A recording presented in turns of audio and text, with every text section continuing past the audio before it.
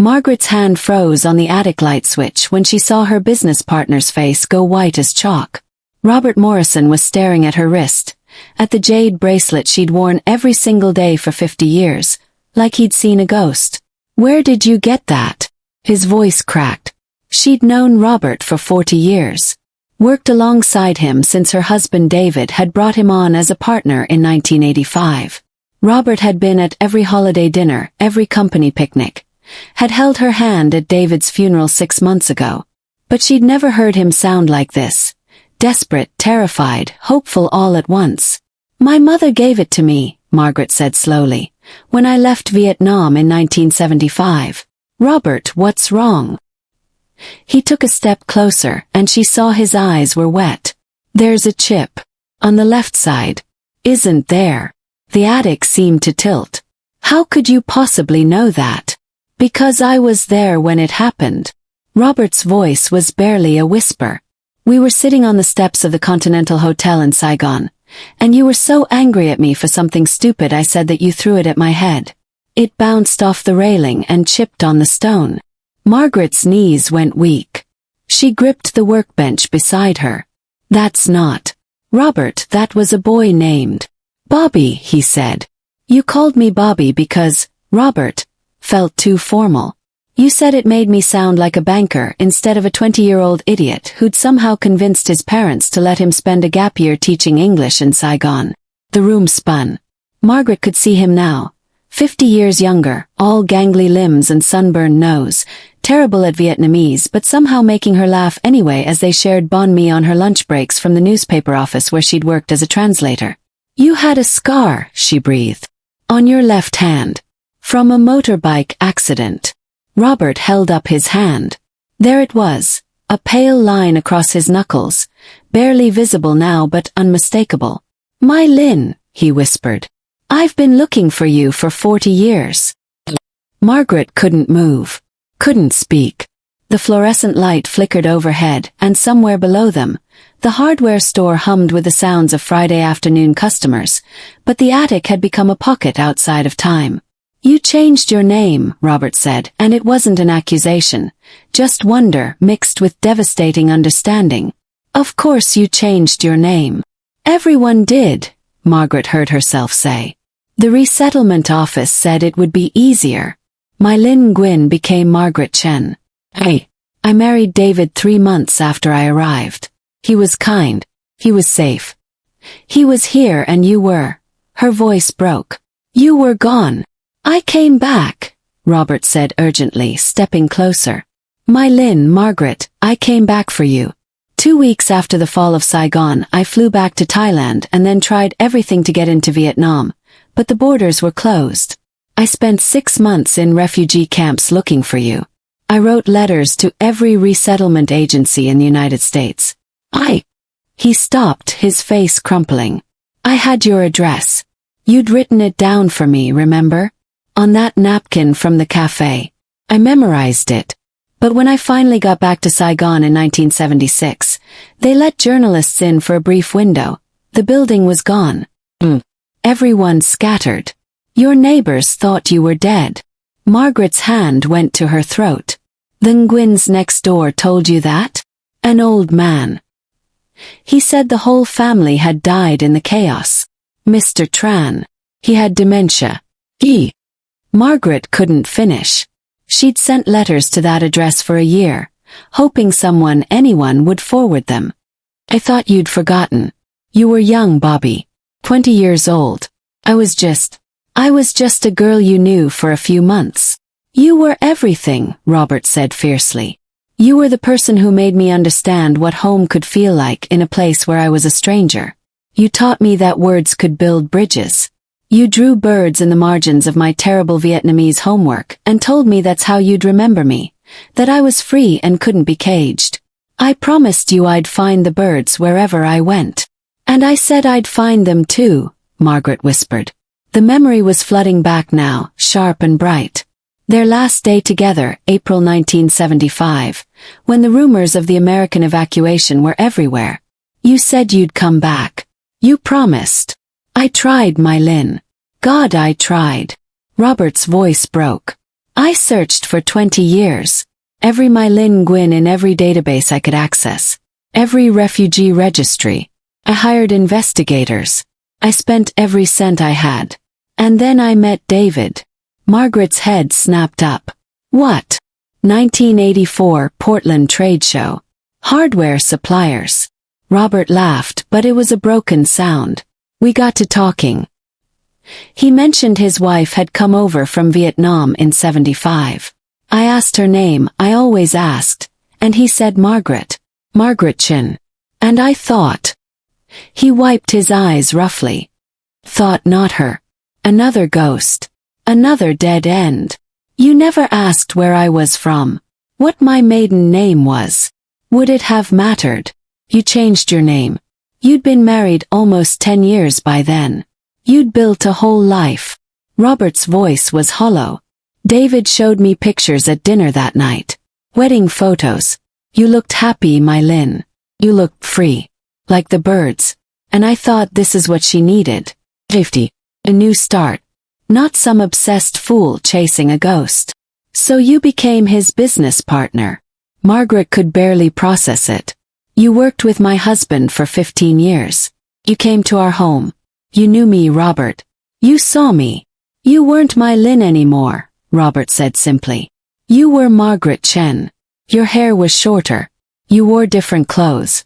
You'd gained a little weight. You were healthier, stronger. You smiled more easily. And your eyes. He paused. Your eyes didn't have that fear anymore. That look you had in Saigon, like you were always waiting for the world to explode. But the bracelet. You never wore it, Robert interrupted. Not once in all those years. Not at work, not at dinners, nowhere. I looked for it, Mylin. Every time I saw you, some pathetic part of me checked your wrists, and it was never there. I thought maybe I'd imagined the whole thing. Maybe the girl I remembered was just who I needed you to be. Margaret's hand went to the jade, turning it slowly. David didn't like me wearing it. He said it reminded me of sad things. That I should look forward, not back. So I only wore it at home when I was alone. Or in the garden. Her voice dropped to a whisper. I wore it when I drew. Robert's head jerked up. You still draw. Birds, Margaret admitted. Always birds. In the margins of invoices. On scrap paper. David used to tease me about it. She paused, something occurring to her. You never said anything. About the drawings. How could I? Robert's voice was raw. What would I say? Excuse me, Margaret, but 40 years ago I knew a girl who drew exactly like that, and I've been in love with her my entire life. And even though you're clearly not her because she's gone and you're here and happy and married to my best friend, seeing those little birds makes me want to weep. The fluorescent light flickered again. Margaret realized she was crying. David knew, she said suddenly. Didn't he? Robert closed his eyes. I told him. After he got sick. Last year when the cancer diagnosis came. Thought. I don't know what I thought. Maybe that I owed him the truth. That he deserved to know his business partner had been secretly in love with his wife for decades. He laughed bitterly. He wasn't angry. He was kind. He said he'd suspected for years. That he'd seen the way I looked at you sometimes. But he also said you'd chosen your life. And he'd be damned if he'd let me disturb your peace. He made you promise not to tell me. He made me promise a lot of things. Robert's voice hardened. He made me promise to take care of the business. To make sure you were financially secure. To be your friend if you needed one after he was gone. And he made me promise never to tell you who I really was. Why?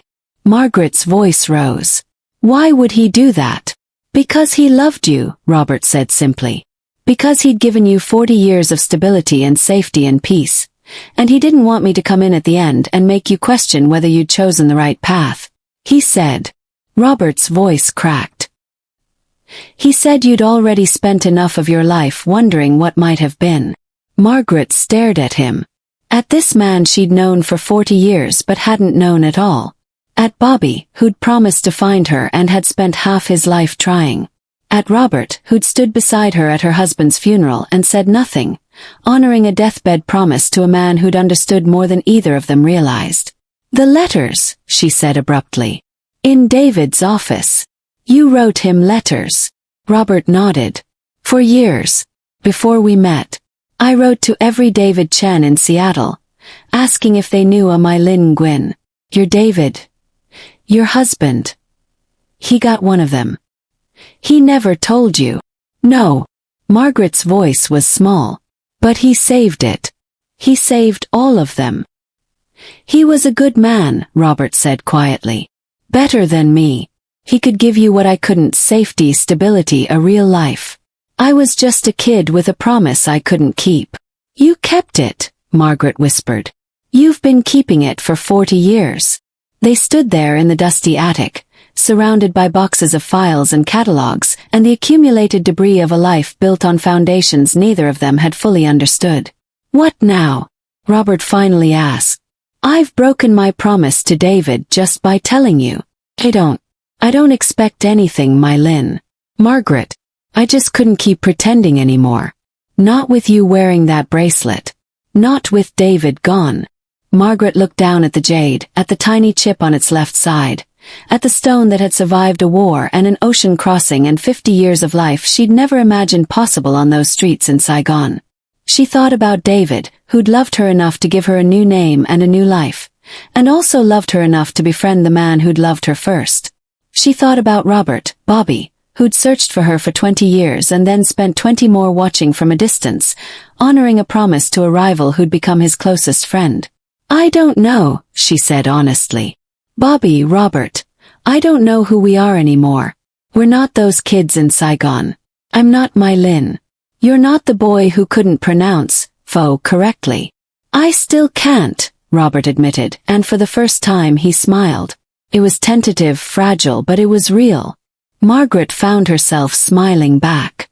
"David once told me," she said slowly, "that the birds I drew always looked like they were coming home, not flying away. I never understood what he meant. And now," she touched the bracelet, feeling the chip beneath her fingers. "Now I think maybe he was trying to tell me something. That home isn't always where you start. Sometimes it's where you land. And sometimes," she met Robert's eyes, "sometimes it's finding out the person who helped you build your home understood more about where you came from than you ever knew." "He loved you," Robert said again. "I know. And I loved him." Margaret took a breath. "But Bobby, Robert, whoever you are now, David's gone. And we're still here. And I'm wearing this bracelet again because I'm not afraid to remember anymore." "What are you saying?" "I'm saying I spent 50 years being Margaret Chen, and that's not a life I regret. But maybe," she fingered the jade, "maybe it's okay to remember Mylin too.